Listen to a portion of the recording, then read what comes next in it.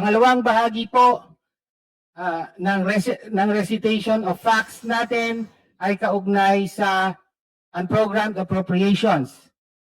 Inabuso ni Pangulong Marcos ang kanyang discretion sa pagpapatupad ng unprogrammed appropriations sa 2025 General Appropriations Act. No? Ang unang abuso, sabi sa Section 35, Chapter 5, Book 6 ng Administrative Code.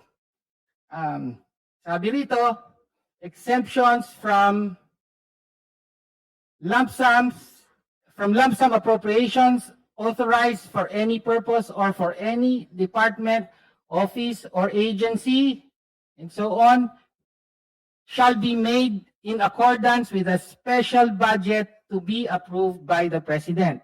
So that is a fact. Sabi, ang lump sum appropriations, kasama po ang unprogrammed appropriations, ay magagamit lamang sa approval ng Presidente. Fact. Another fact, sa 2023, 2024, 2025 General Appropriations Acts ay pambihira po ang naging paglobo ng unprogrammed appropriations, 807 billion, 731 billion at 363 billion in those years. No? Isa pang fact, ginamit po ng Pangulo ang kanyang discretion para aprubahan at i-release ang pondo para sa 213 billion pesos na halaga ng mga karagdagang proyekto ng DPWH. Kabilang dito ang 111 billion para sa flood control na sinabi na sa testimonya ni Yusek Bernardo ay lahat sangkot sa kickback at corruption. No? That's another fact. Another fact ay yung pagpondo ng unprogrammed appropriations. Nakasaad po sa Special Provision 1D ng 2025 General Appropriations Act para sa unprogrammed appropriations na maaaring gamitin ang mga unused reserve funds ng mga government corporations. No?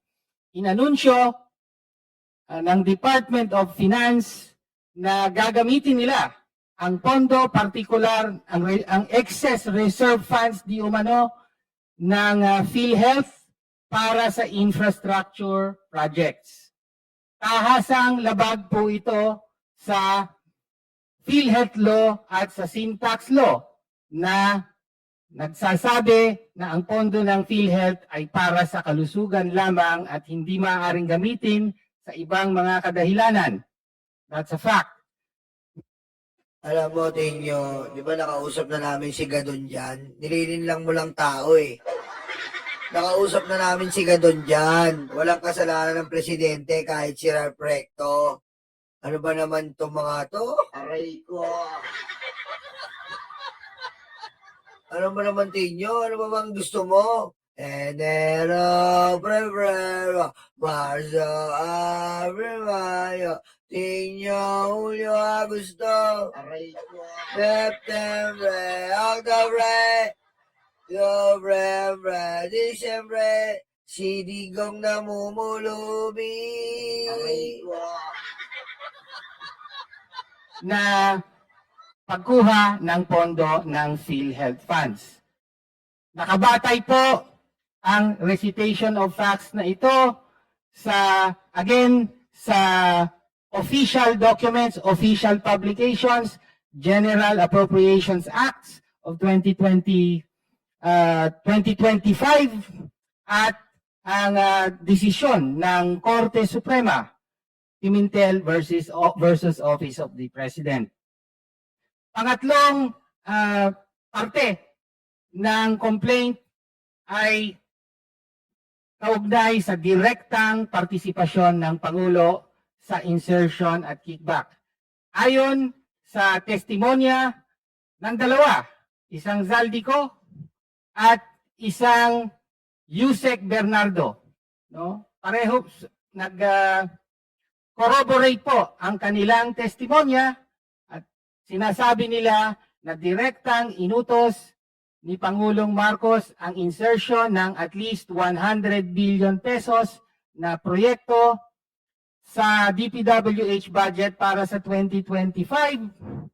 At ayon kay Yusek Bernardo, sa kanyang testimonya ay nakatanggap ng at least 8 billion pesos na pinadeliver ng Pangulo at siya mismo ang nag-deliver ng 8 billion pesos na kickback para sa Pangulo.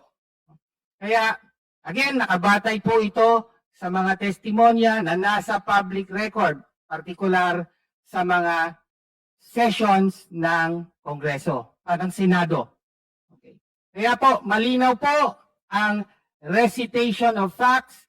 Lahat po ito ay bumubuo sa betrayal of public trust, no, pagtataksil sa tiwala ng bayan. At hindi po biro ang pagtataksil na ito, hindi maliit na bagay dahil ang buong flood control corruption scandal ay naganap sa buong kaalaman, pahintulot at direktang partisipasyon ni Pangulong Ferdinand Bongbong Marcos mismo.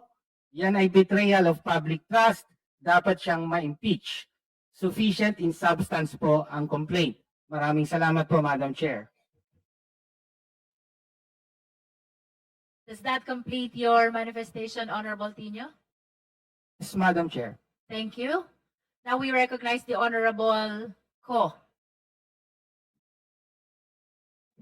Thank you, Madam Chair. Madam Chair, mga kapwa ko mambabatas at sa sambayan ng Pilipinong nakasubaybay, isang makatarungang pagbati sa ating lahat. Ayon sa Rule 3, Section 5 ng Rules of Procedure and Impeachment Proceedings ng ika-20 Kongreso, masasabing sapat ang nilalaman ng complaint kung mayroon itong una, recital of facts na nagpapakita na ang usaping nakalatag ay saklaw ng Pegador, wala kang kawalan.